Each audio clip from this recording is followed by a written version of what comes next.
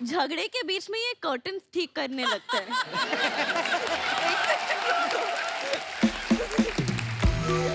ठीक है, हमारा झगड़ा दुनिया क्यों देखे? नहीं दुनिया नहीं, मेरे को परफेक्शन की जो बात करना। लेकिन झगड़े के मैं रो रही हूँ, एक सेकंड कर्टन का लाइन सीधा होना चाहिए। जानवी, ये कुछ क्वेश्चंस हैं दोनों के लिए। जी। लोग जानना चाहते हैं, इसलिए उन्होंने मुझे लिख के दिए कि आप दोनों में से ज्यादा खर्चीला कौन है? पापा। ये तो हम जानते हैं सर। हमें आज भी याद है जब आपने रूप की रानी चोरों का राजा बनाई थी। उस समय हम न्यूज में पढ़ते थे कि उस समय की सबसे महंगी फिल्म थी। आपको पता है सतीश कौशिक साहब जब भी आते हैं बड़े मजे ले किस्से सुनाते हैं। कहते मैं तो इतना टेंशन में आ गया था, मैंने मरने की कोशिश की, खिड़की नहीं खुली। कहते मैंने कहा अच्छा हुआ खिड़की नहीं खुली, नहीं तो आप तो फंस जाते।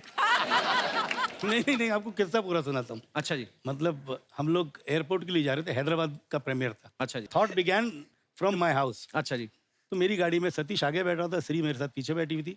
जब मेरी श्री से शादी नहीं हुई थी। अच्छा जी। बट किस्मत मेरी थी कि मेरे साथ बैठी हुई थी वो। अच्छा जी। तो खैर श्री ने मेरे से पूछा how is the film doing. तो मैं चुप रहा। तो सतीश ने पूछा हाँ वो नहीं क्या मतलब पिक्चर, क्योंकि उन दिनों में पिक्चर थर्सडे को लग जाती थी यूपी में और कुछ सेंट्रल इंडिया के हिस्सों में जी। तो मैंने विद द ब्लैंक फेस बोला film is flopped, it has been rejected. आगे मैंने देखा एक आदमी ऑलमोस्ट विंड स्कील के उसका सर लग गया।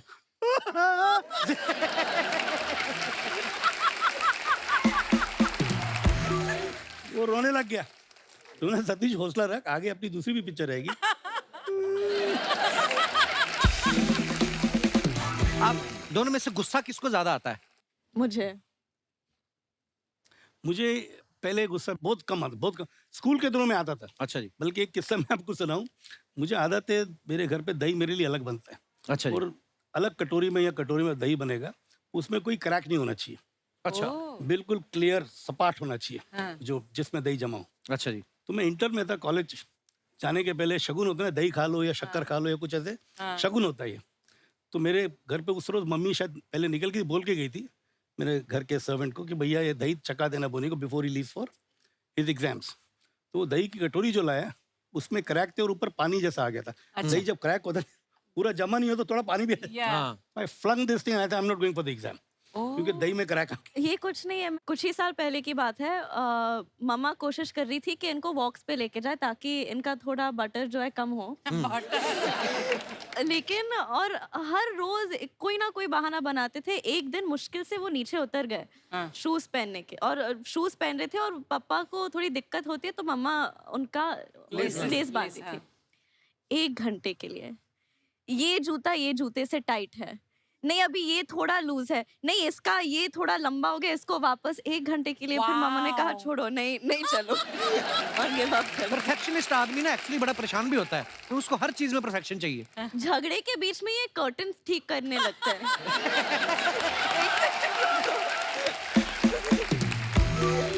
ठीक है, हमारा झगड़ा दुनिया क्यों देखे? नहीं दुनिया नहीं, मेरे को परफेक्शन की जो बात करना। लेकिन झगड़े के मैं रो रही हूँ, एक सेकंड कर्टन का लाइन सीधा होना चाहिए। क्या क्या बोलते हैं उसको जो बीमारी होती है ना ये OCD। हाँ OCD। I'm a major, जैसे साबुन भी ठीक होना चाहिए, साबुन के नीचे पानी नहीं होना चाहिए, टॉवल सही होना चाहिए। अब जैसे इसके कमरे में जब सुबह जाता हूँ मेरे को कोफ्त होती है। क्यों? कपड़े बिखरे होते हैं, टूथपेस्ट खुला होता है, ये सब चीजें होती है। And I get totally put off by all these things. आप मेरे घर पे हो, मेरे बेडरूम में हो, मेरे ड्रेसिंग रूम में हो, हर चीज हैंगर। मैं हैंगर भी स्पेशल ऑर्डर किए हुए कि भैया सब हैंगर यूनिफॉर्म एक जैसे होने चाहिए। अच्छा। तो जूते का भी रैक ऐसे होना चाहिए कि मेरे को खोल के देखना नहीं पड़े। क्या बात है पापा। वाओ। कि भैया सब हो और चमकते रहे जूते। एक बार मैं बोनी, अपनी यही इतना? प्रॉब्लम इनसे शेयर कर रहा था। मेरे लिए प्रॉब्लम नहीं है, मुझे तो ऐसा लगता है 2 जूते रखे और एक है ना, तो मेरे का ऊपर नहीं होना चाहिए बराबर, और फिर उसको ऐसे करके पूरा ये आगे पीछे बराबर होने चाहिए। तो गिन्नी मेरी वाइफ मुझे बोलती ना तुम सठिया गए हो तुम अभी से, ये सब कौन करता है? फिर मेरी बेटी हुई घर पे। अब मैं अमेरिका 1 महीना रह के आया ना जब, तो वापस आई तो मैं कहा भाग के आएगी मिलने, तो उसने अपनी चप्पल उतारी, उसको ठीक करने लग गई। मैं कहा अब बता, अब बच्चों को क्या बोलेगी? सो ऐसा होता है, तो ये डेंजरस चीज थोड़ी सर, ये तो अच्छी चीज है। अच्छी चीज है। अच्छा, आप दोनों में से सुपरस्टिशियस कौन है? मैं बहुत सुपरस्टिशियस। मैं बिल्कुल नहीं हूँ। मैं बहुत हूँ, मतलब हर अभी ये स्टेज एंटर करने से पहले भी मैंने राइट पाँव से कदम पहले रखा। और हर बड़े पापा के बर्थडे पे, मम्मा के बर्थडे पे, न्यू ईयर पे मुझे तिरुपति चढ़ के जाना है, थर्सडे को वेज रहूंगी, ये सब मेरा होते ये तो रहता अच्छी है। चीज है, पॉजिटिविटी आती है। चलो, इन हाँ, चीजों हाँ। से तो अच्छी बात है। अच्छा, खाने को लेके नखरे किसके ज्यादा होते हैं? पापा के नखरे नहीं होते, नखरे ही होते इनके हिसाब से नखरे हैं। मेरे हिसाब से खाना अच्छा होना चाहिए। हाँ। देखो आदमी काम क्यों करता है? खाने के लिए। अच्छे खाने के लिए बेसिक। जी। और खाना अच्छा नहीं हो तो फायदा क्या खाना खा के? I agree with you sir. पार्टियों वार्टियों को कौन ज्यादा शौकीन है? हम देख रहे थे इस बार सारी दिवाली पार्टियों पे आपके जलवे, आप नहीं, जा रही थी। लेकिन इस बार मैं सिर्फ 5-5 मिनट के लिए गई क्यों? actually।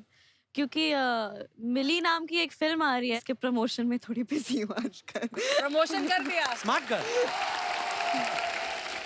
जब तक फ्री थी मुझे पार्टी पे जाने का शौक था, अच्छा जी। क्योंकि I used to feel proud walking in with her, because I knew the minute we enter a party everybody used to turn around and have.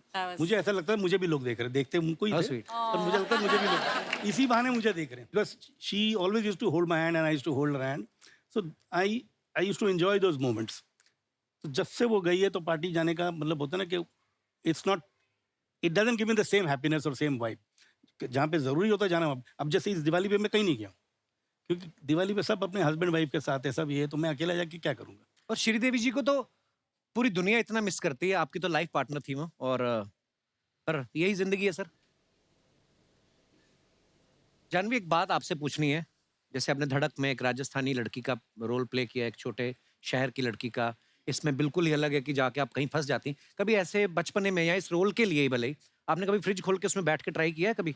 नहीं, वो बचपन में करने की वजह नहीं पड़ी, क्योंकि इस फिल्म के लिए मेरे डायरेक्टर ने मुझे कहा था कि हम आपके लिए कोल्ड स्टोरेज एक्चुअल में बना रहे हैं। तो अच्छा। उन्होंने रियली एक कोल्ड स्टोरेज बना के रखा था, जो कि हर वक्त -15 से -18 डिग्रीज रहता था। तो ये सब ओरिजिनल कोल्ड स्टोरेज में हुआ है? 20 दिन के लिए हर रोज 13 से 15 घंटा मैं इस कोल्ड स्टोरेज में बिताती थी। और एक्चुअली 9 दिन का शूट था, लेकिन मेरे डायरेक्टर 2 बार बीमार पड़ गए, मैं एक बार बहुत बीमार पड़ गई थी। वो हिंदी इतनी अच्छी तरीके से नहीं जानते थे, और फिर उसके ऊपर मंकी कैप पहने थे, और उसके ऊपर बीमार भी थे।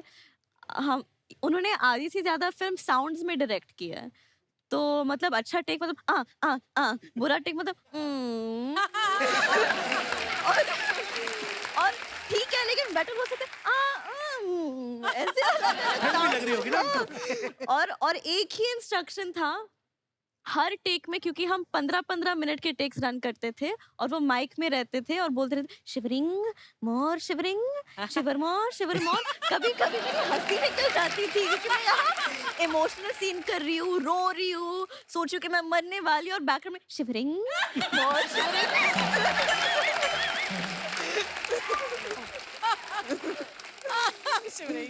पता है श्रीदेवी जी की जो झलक है, बिल्कुल। अब जैसे हम लोग देखते थे उनकी फिल्मों में कि जो रजनीकांत साहब के साथ उनकी फिल्म थी चालबाज, उफ, तो वो जो टाइमिंग वो आप में ऐसा दिख रहा है हमें। मैं ना 2 बार श्रीदेवी जी से मिला हूँ, दोनों बार मैरियट में मिला। एक बार तो कहीं जिम कर रही थी वो, एक बार वो नाश्ता डिनर कर रही थी और मैं उनके साथ थी। अच्छा, आप तभी आप छोटी थी शायद, आज आई थिंक वो 8 साल पहले की जी, बात जी, होगी। जी। साथ में यश चोपड़ा जी की वाइफ थी, हाँ। और मैं उनको देख के ऐसे हो गया, मैं कहा ओ श्रीदेवी जी, और वो ऐसे करने लगी जैसे मैं श्रीदेवी हूँ और वो एक आम इंसान है। पर जब पर्दे पे आती थी तो वाह, पर आप बहुत ही टैलेंटेड है Janhvi, Thank and we are you. So proud of you. Thank you.